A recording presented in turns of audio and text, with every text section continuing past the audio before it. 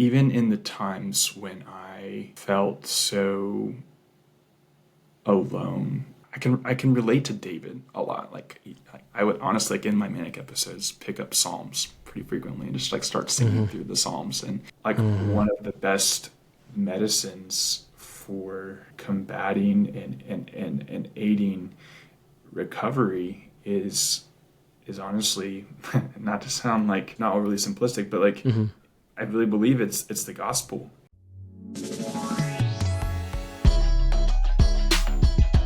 Hello, everyone, and welcome to Sovereign Fire Studios, the show that tackles topics ranging from wild conversion stories and addiction to theology and the gifts of the Spirit, all from a Reformed continuationist perspective.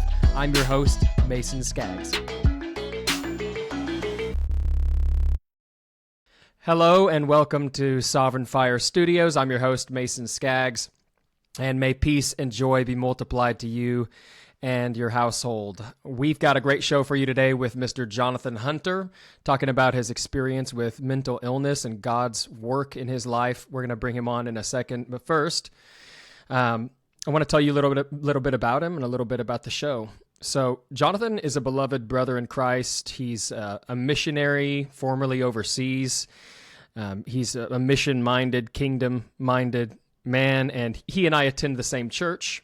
He's a dear friend, and he loves to hike, loves to cook. One thing I've noticed about him is we started getting closer because I saw him at men's groups. Seems like he's everywhere. He wants to be deeply rooted in Christian community, and he has the unique vantage point of living with diagnosed bipolar disorder type 2 or type 1, I apologize.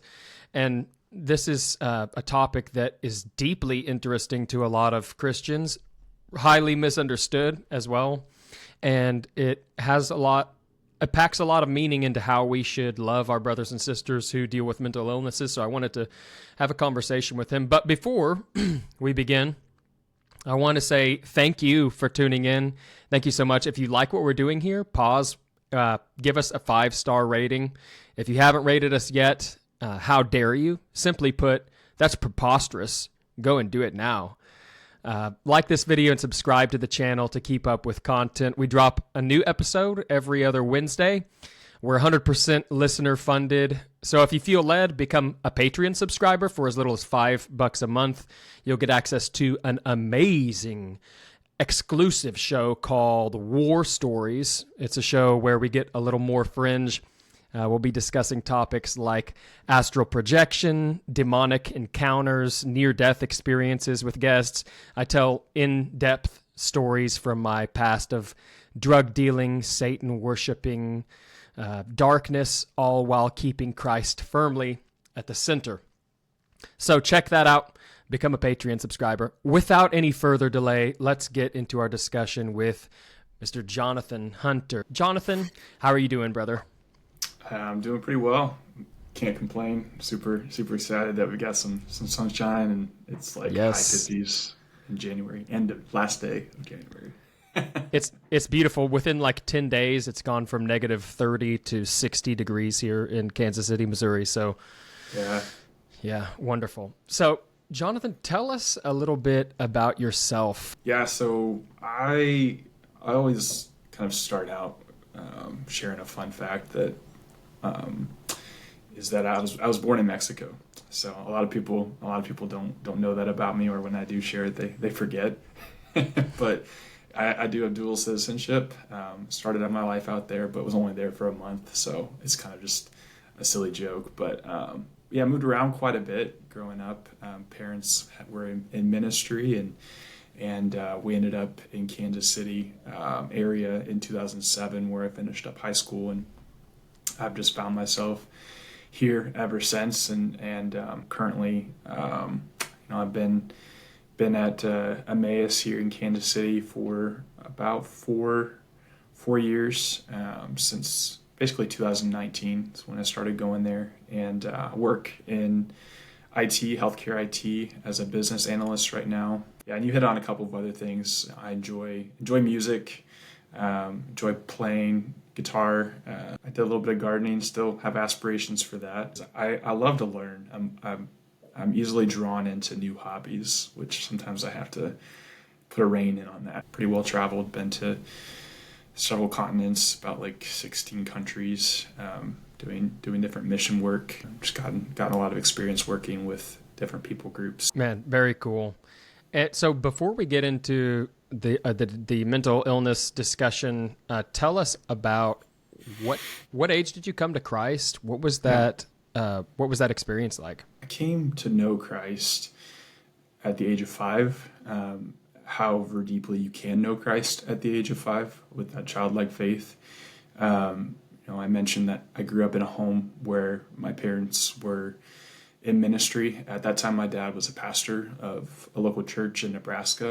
It was a small town, about 500 people, and most of the folks that lived in town were like rural farmers. Through growing up and hearing my dad preach sermons on the gospel and going to church every Sunday, I started to understand aspects of who Jesus was, and that I was a sinner, and that there was something in me that needed Jesus. I wanted to ask Jesus to come into my life, and so at the age of 5, I remember having like a conversation with my dad, and just communicating that desire in my heart to know Jesus, and not I think that there was some of that like pray the prayer culture going around, but I still believe Sure. that there was a sincere desire to know the Lord for what a 5-year-old can know. And so my dad kind of led me through that conversation to give my life over to the Lord. And my life has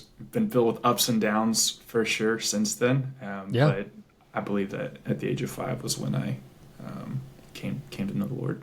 Wow, that is so sweet. Yeah, that's amazing. So what was your call to missions like? So at the age of 13, I went on my first mission trip internationally. I went to Brazil for 2 weeks, and we were living in Florida at that time, and so I went with the local church that we were members of there. And through experiencing that mission trip and seeing the people that we're ministering to through gospel conversations, and at that time we were kind of using like a mime ministry to demonstrate the creation through crucifixion and resurrection.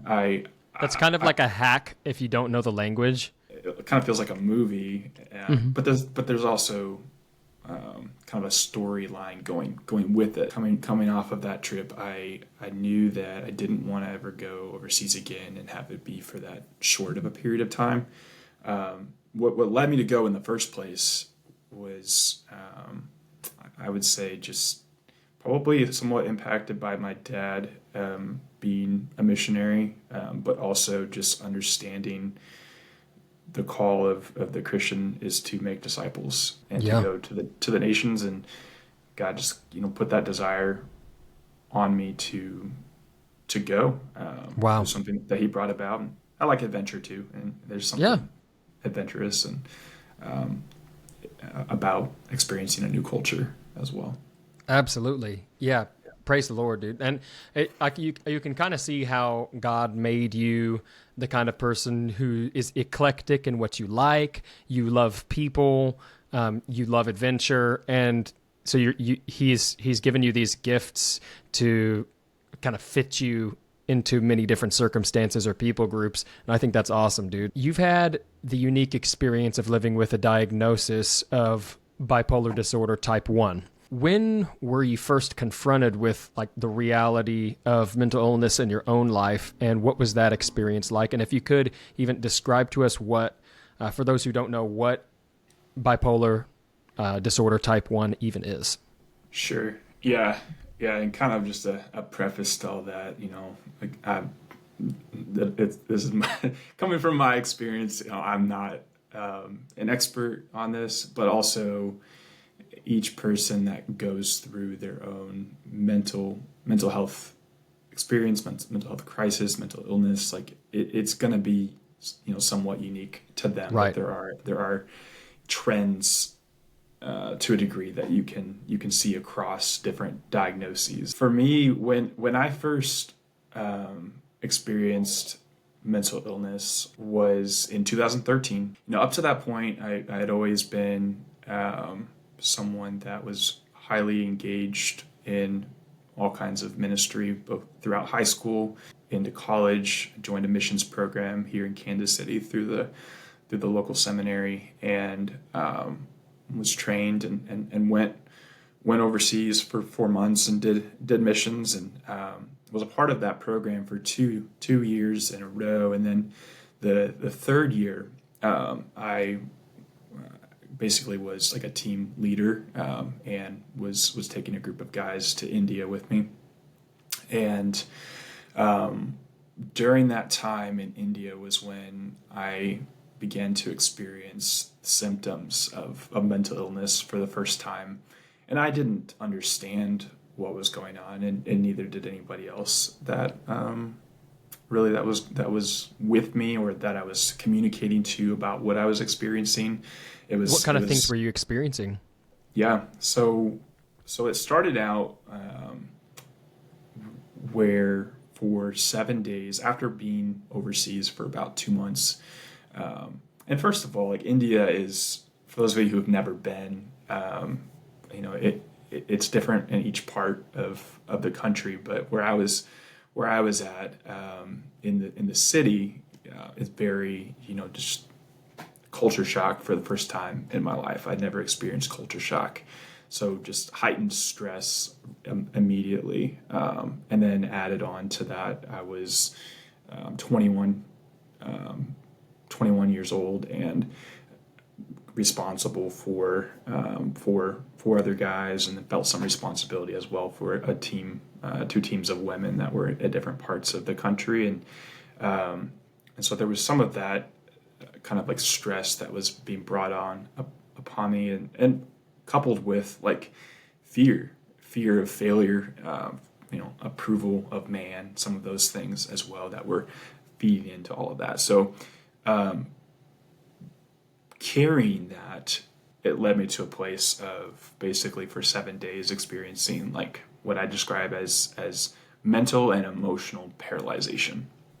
Wow. Like, I've gone back and looked at my journal, and for 7 days, that's what it was. It was just I couldn't feel anything, and I couldn't understand why that was. And I was communicating with people back home, and I had people asking me, like, is there a sin in your life that has gone unconfessed? Is there, just throwing out all these possible options for what might be happening. It wasn't until I had communicated with a missionary that was there on the field, not working with us directly, but I got to talk to him about my experience and what I was going through. And he said that he had gone through that when he came back home to America one time, but that it went away.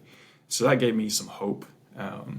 And then I turned to reading through in Timothy, where it says, if we are faithless, he remains faithful, for he cannot disown himself. And there was something about that truth that felt like in some way I was like delivered, like chains were snapped off in a way, and I was able to then experience the joy and emotion. It felt like just an immediate relief. Wow. This was right before going back out into the village to do some church planting. And then it led into kind of experiencing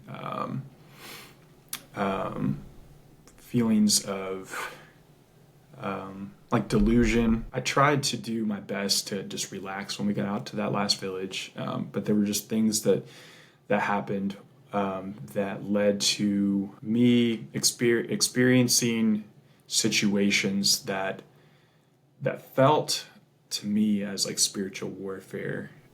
Gotcha. And the way that I communicated it and handled it, it wasn't received in the same way by those that I was with. And so the things that I was doing, the things that I was saying didn't line up. My behaviors didn't line up. Like, there was a change in my mental state. There was a change in my emotional state. There was a change in my physical state. And so these things are kind of like were alarming to the guys that I had spent over 8 months with at that time. Were you like, sorry to interrupt. So did you I know in my own experience and from reading others' experience, uh, in what they call mania, which is kind of what you're describing, like high, super high highs, super low lows, out of character speech, trouble communicating, delusions, or even what can lead into like what they call psychosis, which is where you're detached from reality so much that you're actually seeing things that maybe aren't there, like hallucinations, or that's my understanding at least. I know I have had some experiences like that. But so in this time, you go through, if I have it right, you go through a time where you're paralyzed. You don't feel anything. You have a moment of breakthrough with the Lord where you feel a lot of hope. Then you go back on the mission field to this little village, and then you start noticing like things feel like they're attacking you. You're under spiritual attack, and maybe that is not lining up with reality as far as the other people around you are concerned. Right. So Yeah. in the moment, do you remember like certain things that you were feeling like were going on, and did you not trust the people you were with, or what was that like as far like relationally on the ground? That's a great question, Mason. So a little bit of insight into what that was like on the ground.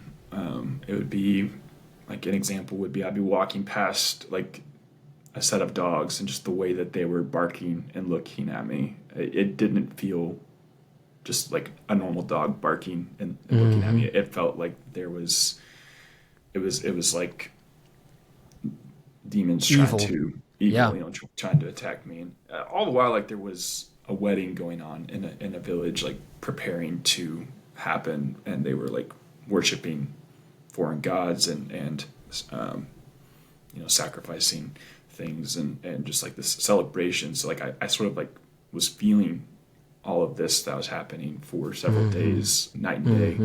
And there was one time where I was trying to sleep, and I like kind of had this vision of what felt like a blind bull somewhere in the village, and it had like eyes like fire, and it was blind, but it could sense where I was at. It just didn't know exactly like how to get to me, but it could like smell me from however far away it was. And Wow.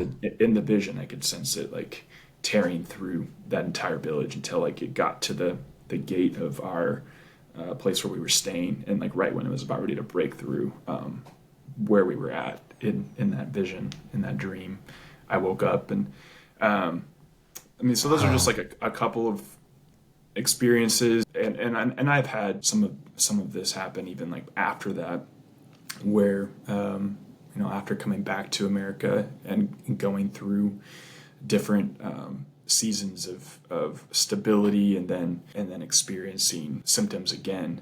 I've even had moments where like kind of like spiritual delusion, kind of like psychosis, where you're talking about, where I felt like even I was Jesus Christ and was telling people that I was Jesus Christ. So I don't know if you've ever met anybody out there that has communicated that to you. Yeah, But, I actually totally have had a guy telling me that he was God. Yeah. Yeah, it's quite interesting. It was kind of like this conversation going back of like, I wasn't fully convinced that I was, but there was a part of me that believed that I was, and then a part of me that believed that I wasn't, and this was going on for several days. Yeah.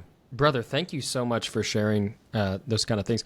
I think that's helpful. I want listeners to be familiar with what is this actually like? What are the symptoms, and what is it like from the point of view of someone who experiences those things? Like, just to relate to you, Brother Jonathan, I had a time when my wife and I were dating, when I was walking down the street. I was under the influence. These things, my symptoms of whatever was going on with me, flared up a lot more if I was sleep deprived at all, or if I was stressed out, or sometimes whenever I would get sad on drugs, it just all of a sudden like incredible waves of sometimes euphoria followed by extreme sadness or like anger, just uncharacteristically intense emotions and delusions. We were walking down the street one time. We were going to see some Christmas lights in Arkansas. We got out of the car and she had just told me something about an ex-boyfriend, and this was like circulating in my head, this ex-boyfriend. And I got out of the car and I was walking down the street and I saw a light. It was like a weird blue light from a backyard. And Courtney pointed it out and she's like, oh, look at that. And I was like automatically super just disturbed by this light, almost like the dogs you were talking about. I knew the light was evil. I felt like it was like aggressive to me, and then I could hear like voices, and I knew that I was under in a powerful dark attack from what I thought was Satan, and I felt like I was being followed and watched. And we went back to our hotel room, and she like just sat with me for hours while I was sobbing and reliving past traumas from my childhood, and like trying to communicate to her through my snotty, tears and what was going on.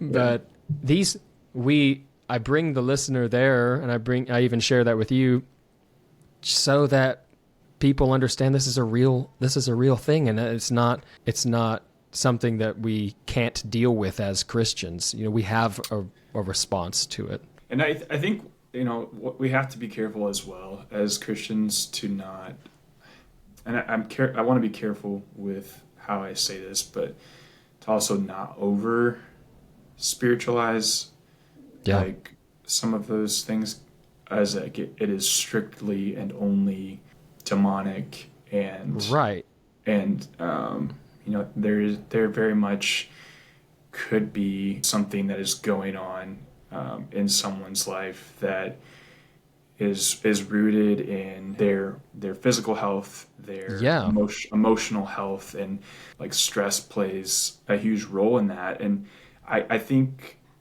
like one of the best medicines for combating and aiding recovery is honestly, not to sound like not overly simplistic, but like I really believe it's the gospel. Yes, brother. Yeah. I lived in community for a year with some guys where it was just a daily habit and part of our culture, where we were constantly, with everything, pointing each other back to the truth of the gospel, because we're so quick to forget that God is good enough, that his grace is enough, that he loves us, and we put our trust and our hope in ourselves, and then we begin to fear failure, and we begin to fear man, and these things produce anxiety, these things produce stress, and when we become the lords of our lives in these different ways, like we're bound, our physical body, our mental state, our emotional state are bound to take an effect. Yeah. But there's something healing in abiding in the truth, and more than anything, that's the most helpful medicine. That was definitely like lacking in a lot of my experience when I was going through my manic episodes, or what even like led to them in the first place. It was because I was fearing failure or fearing the approval of man. Yeah, I'm so glad you bring that up, Jonathan, because it is a multi-pronged thing. There are some who, like in the camps that I was kind of raised in, Pentecostalism, hyper-charismatic cultures, might say, like, if you, for any kind of disability, you have a demon. We just need to lay hands on you and pray the demon out, or whatever. And then there's others, like maybe if those who fall into a more reformed camp, more cessationist, or just not even reformed, but into a naturalist camp, where they wouldn't even think to no, there's no demonic activity, whenever that might be a very real possibility. But it is multi-pronged, like you were saying. It's a it's often to do with, a biological or neurological, maybe a chemical imbalance, maybe a diet thing, stress induced. And it also is spiritual. Like for me, drugs had taken such a huge toll on my body that I was experiencing the after effects of that. And not only that, but I was under extreme stress and duress from circumstances in my life. And I was full of demons because I worshiped Satan and I communed with demons. And you're right when you say Jesus is the antidote to every one of those problems. Just like Jesus, when he was on earth, he sometimes at the same time would cast a demon out and heal a body. He didn't neglect the flesh and he didn't neglect the spiritual side of things. He dealt with both of them, like the woman who was doubled over with a spirit of infirmity. He cast out a spirit of infirmity and this woman straightens up. Like the spiritual and the physical are often so intertwined that you can't separate them from one another without getting some of the other on it, like you can't just easily dice them out. But one thing I wanted to ask you, reverting back to the conversation about manic episodes or the symptoms that you experienced, what were those times like as far as relationships went? And maybe especially like family relationships or relationships in the church. Tell us about that. Yeah. Pretty difficult before experiencing the mental illness issues or problems that I faced. Like my relationships were very tight. I had close-knit community. I had, a lot of people that felt like were always there, surrounding me. And that was like also true while going through the crises, but it definitely like put a lot of strain because while I was going through these episodes, to me, I felt fine, right? Like I felt like things were, I don't want to necessarily say normal, but not, I wasn't like alarmed, feeling like I need help. It was other people noticing these changes and me and wrestling with feeling like there's something wrong and we need to help Jonathan. And I think some of that too is coming from the things that I was saying, like things like feeling like there's something wrapped around me, and it's going to be wrapped around me forever. Like that's weird. Like if a friend comes up to you and says, like I've been experiencing this, and this is what it feels like, and it's not something that you're feeling or you've never felt. Yeah, it's going to make you feel like you need to do something about that. Absolutely. Because it wasn't something that like I necessarily wanted help with, it caused a lot of strain. I went along with the help that was being given because I trusted the people in my life. But there have been, a handful of occasions where I've been involuntarily hospitalized because of the episodes and just like phone calls that were made. And those are very traumatizing situations and events. Yeah.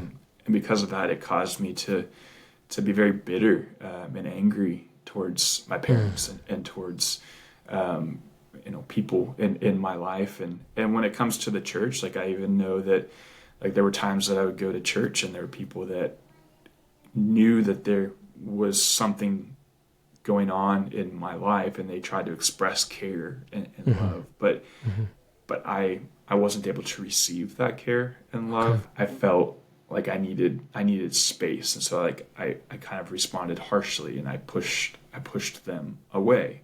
And so in those episodes it was very tumultuous on relationships. But I think that is because just a lot of people didn't know really how to help and how to be there for me in need.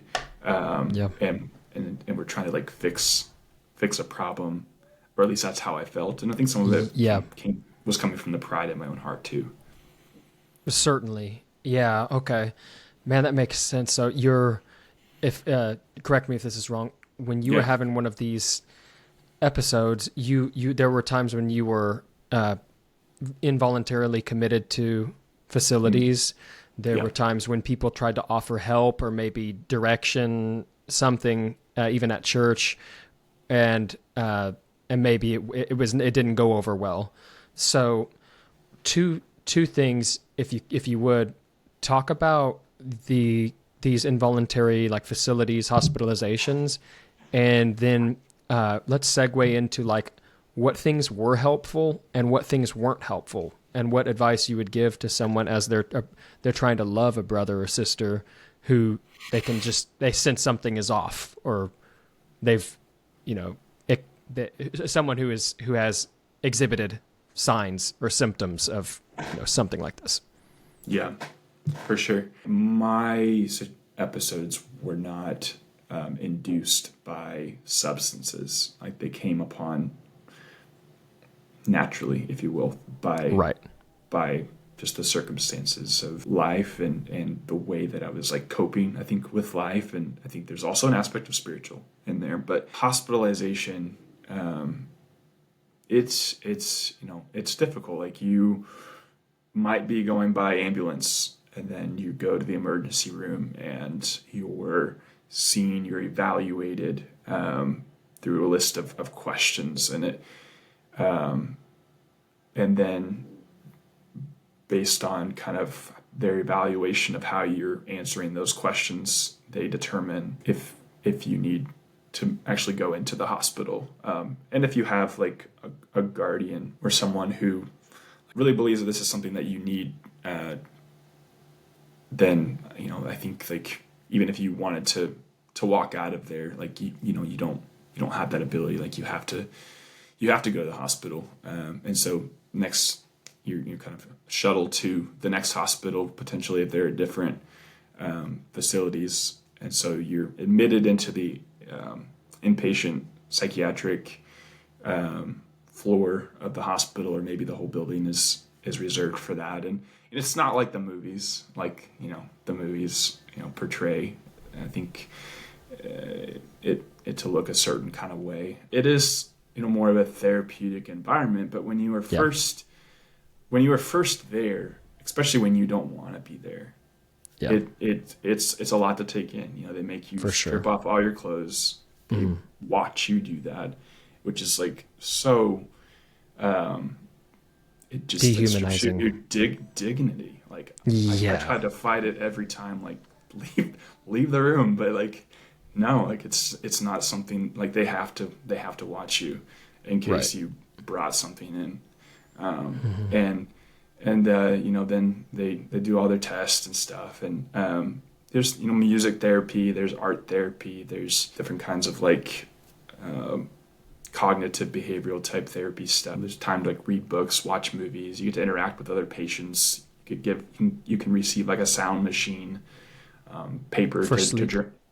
For sleep, or that's cool. Just to listen to throughout the day while you're there. And cool.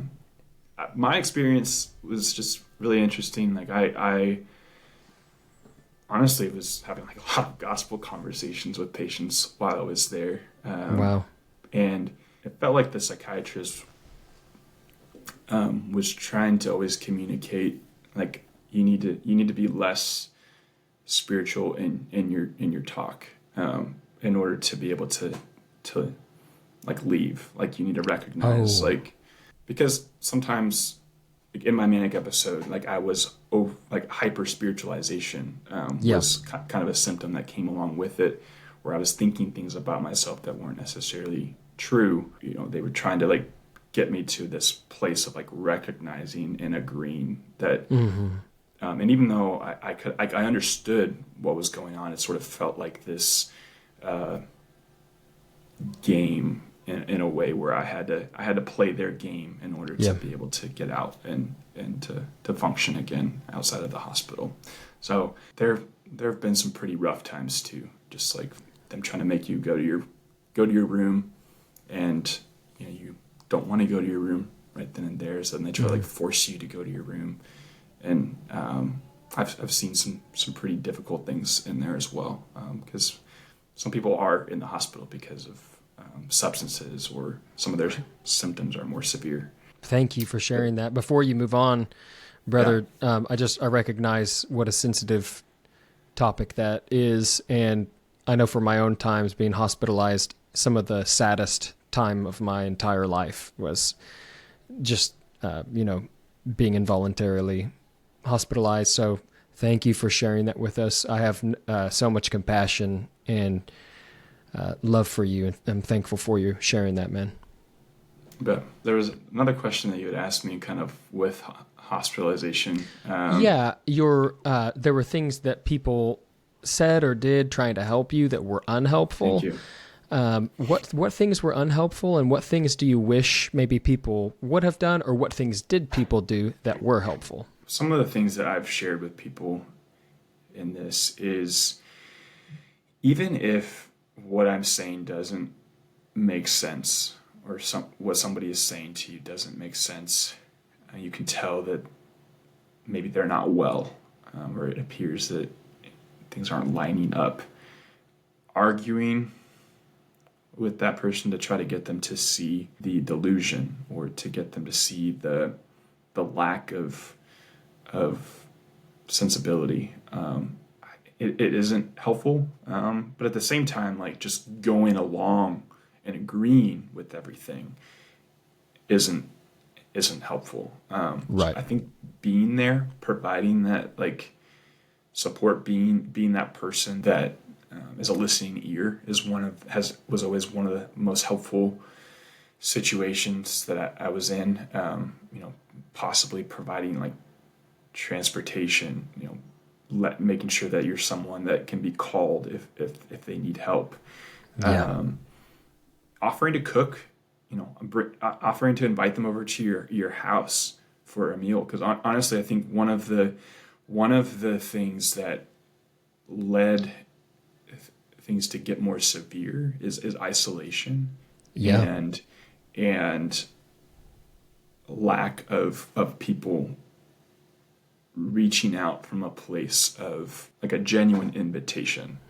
Yeah. Like if I can sense that somebody is worried, in that state, when I was able to sense that somebody was genuinely like worried about me, that was a trigger. Like, that felt like I didn't want to be around that person. I didn't want to be around that fear. If you can be somebody that somehow is able to kind of redirect your worry and your fear, put that trust in the Lord, and still be present in their life, and invite them into your space. And I understand boundaries need to be in place sometimes too, because it can be a little bit overwhelming when somebody is running their mouth for an hour or over an hour, and just like taking all of your time away. Like, you still have things that you need to get done. If it does get to a point where somebody is actually starting to be dangerous, like starting to do something that could hurt themselves, like they're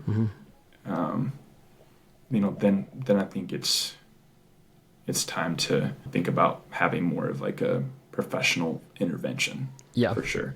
Call an authority. Otherwise, I think it's just being present, being a person they can come to, taking that initiative to invite them into your space. One example, I'll kind of end with this, is like I had a friend and his wife just like say, hey, like, you want to come with us to go rock climbing? They just came by my house, picked me up, and we went down to the rock climbing gym when I was in a full-blown mania. They just loved on me. Like, they listened to the things that I was saying, but they just like cared for me. And I know that they were like concerned and worried. Sure. He had seen me in this state before, but just like taking that time to do something that he knew that I would enjoy. And that was a healthy behavior as well. So like trying to invite the person into doing healthy behaviors. That is so good, man. That is so good. And I'm drawing tons of parallels between, because for our listeners, if you've already listened to our episode with Sean Carney or with Mike, there's in a fallen world where people have sin and they have these big messy problems, both of these, there's a pattern of what has been said by each of the guests, that people who have been present, people who would listen and who would extend love and insist on truth, that you're not going to say, oh, you see monkeys here in this room right now? For sure, they're there. Yeah, definitely. I see them too.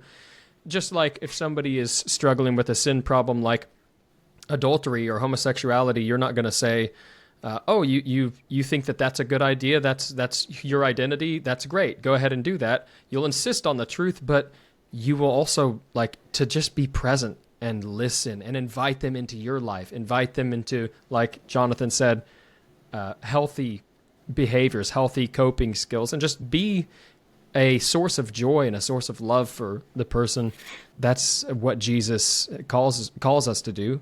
While we insist on truth, while we call sin, there isn't a direct parallel in these two situations I'm describing, but when there's big, messy situations in life, people suffering, people hurting in a fallen world, being present and being loving and inviting them into your life is a huge help. Would you say so, Jonathan? Yeah, for sure. It reminds me of, I'm reading Gospel Comes with a House Key right now, and she talks about the idea of just with even non-believers, like learning how to accept the person for where they're at, but not approving of their behavior, not having to approve of their behavior, but still letting them take part in your life. Yeah, that's huge. I mean, Jesus was dining with prostitutes and sinners and tax collectors, but he wasn't dining with them like, man, I hope you get this crap figured out in your life. Let's only talk about this issue that you have right now.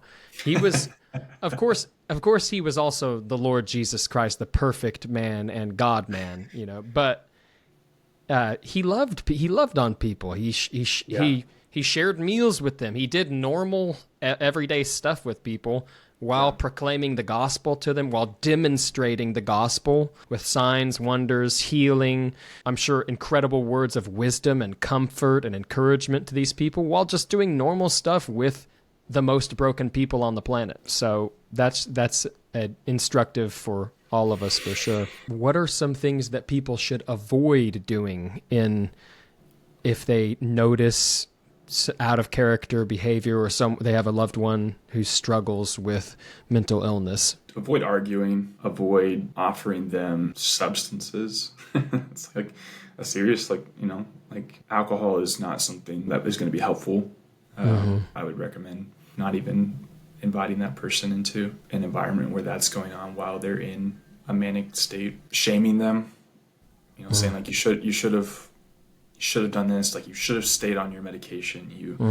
You see what's happening, like it's because of this. Don't get angry at the person. Be as gentle as you possibly can.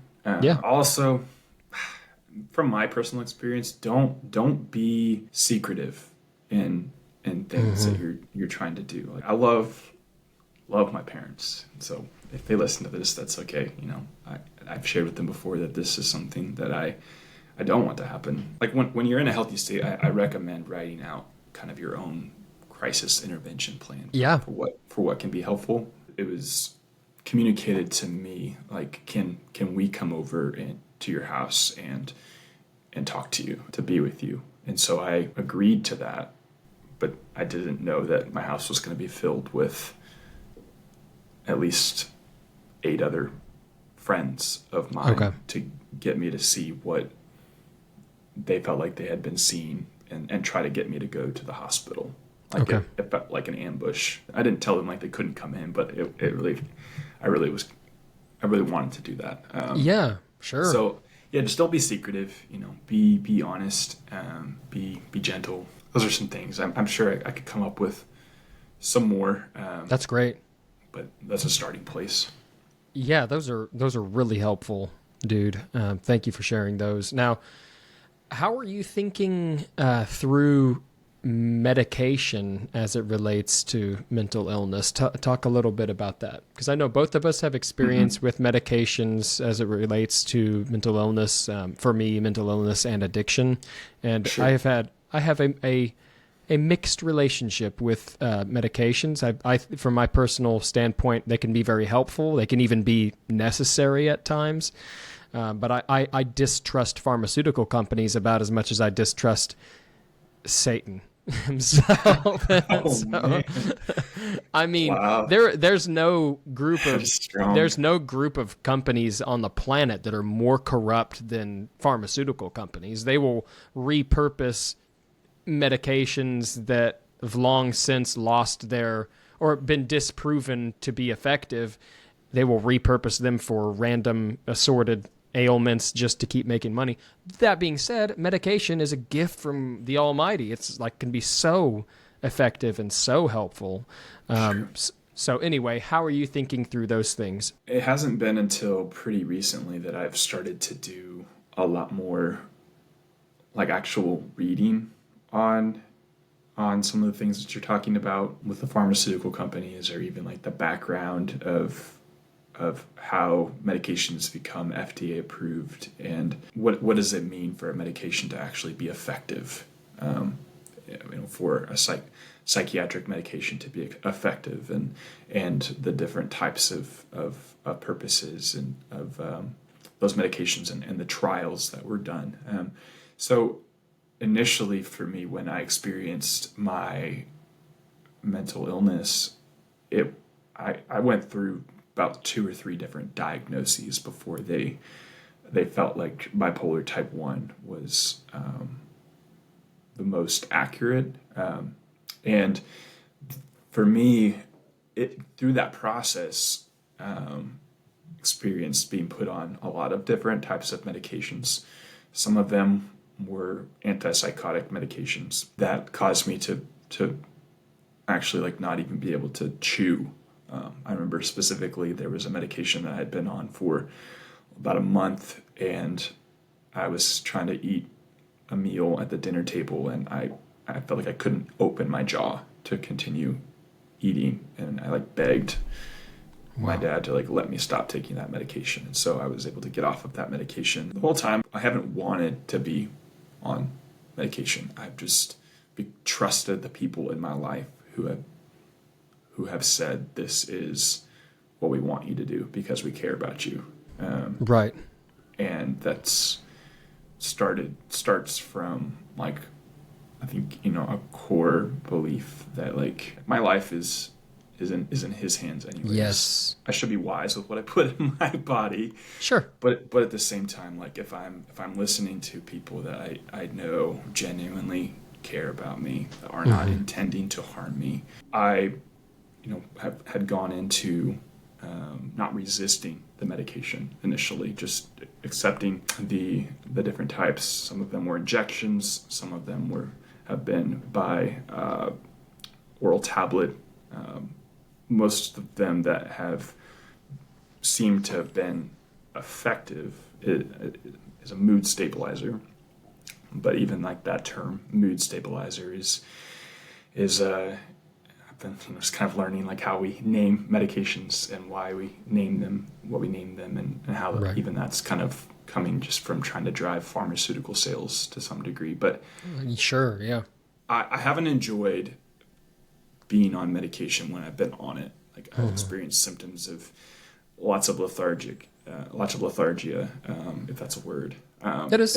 Extreme weight gain. Like just not being able to focus, like losing joy, losing emotion, being like on way too much medication initially. There was even a period of time where for 7 months I was in a facility, and just they were intentionally over medicating patients so that way they wouldn't fight with each other, and your body begins to become dependent. Yeah. Because it is a drug, and then your body can develop a tolerance where potentially You need more and more. you might need more, and it appears that medication is no longer working. Or if you choose to actually get off of the medication, whether it's too quick too quickly, or if it's cold turkey, you can actually experience withdrawal. And it's a different kind of withdrawal than it is like if you were on, like a narcotic. Narcotic, yeah.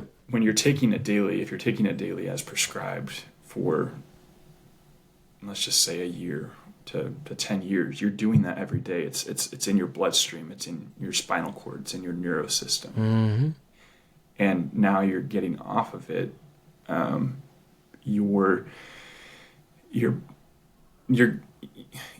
You might not even experience, like for me, I've gotten off of medication at different times, sometimes cold turkey, or sometimes like a very, very quick process, and didn't have any symptoms of withdrawal initially. And then maybe 4 or 5 months later, or even in one case 2 years later, I experienced mania again, but I didn't think about it as a withdrawal symptom, possible withdrawal symptom still. Right. It was more of like, I was thought to believe that like this is just a reemergence of my mental illness. So I need to be on the medication. I am currently on a medication right now. I've been on medication for over a year.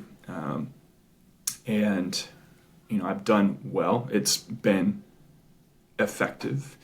Which meaning you haven't had a manic episode. Meaning I haven't had a manic episode, but it's also like we have to. It's difficult because the way I think about it is I'm factoring in, like I've been taking care of my body, with physical exercise, managing a healthy diet, seeking connection by digging my heels in with community and not living in isolation, investing in church community, by having healthy hobbies. And, sleep has been a huge thing. Just like actually prioritizing that, tracking my moods has been. So like these things all have been playing a role in my mental health. And I would say like potentially with that medication as well. The specific medication that I'm on came about after only a 3-week clinical trial. And it wasn't like there's not specific studies that have shown like its impacts on someone's life for 10 years or, I think sometimes like we're led to believe that these medications are needed for the rest of our life. And we become emotional. We develop an emotional relationship with the medication, and some people might be okay with that. But for me, it's something that I've always, in my instinctual nature, just like I haven't been able to accept that. I haven't been able to want to live my life that way. But I haven't truly gotten the support of people around me to like walk with me in that journey of trying to live medication free. There's kind of always been this tension of fear of what could happen to Jonathan. When will the next thing happen to Jonathan because he's not on his medication?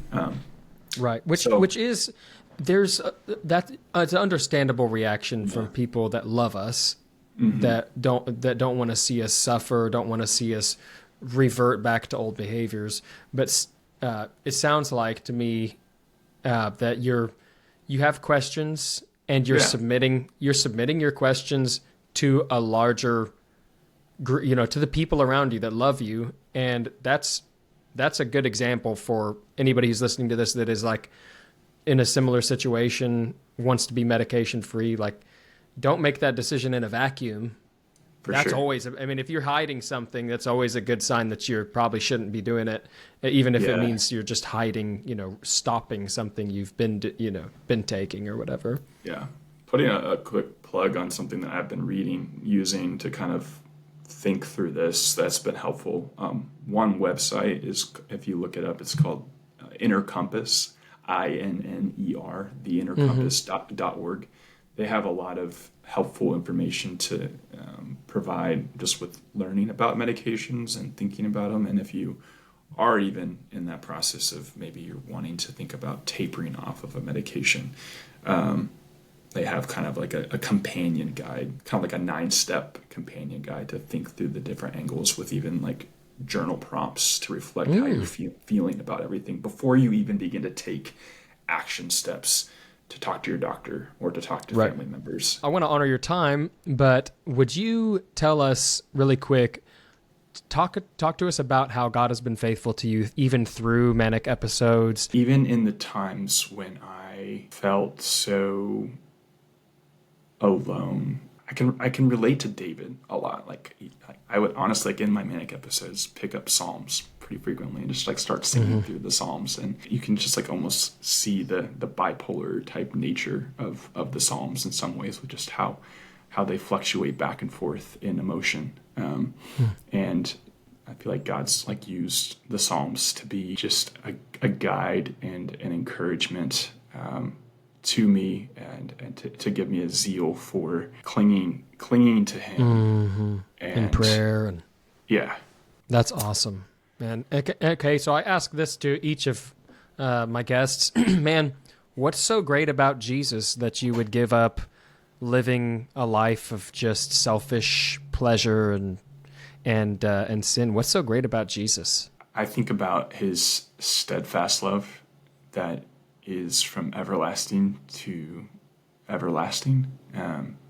There's no other love that compares. I have chased after a lot of different types of love, and it has always left me running after more, or feeling completely isolated and alone and empty, and experiencing and knowing and putting your trust in His steadfast love, being able to the aspect of from everlasting to everlasting. But that for me is pretty huge, and just provides a lot of hope.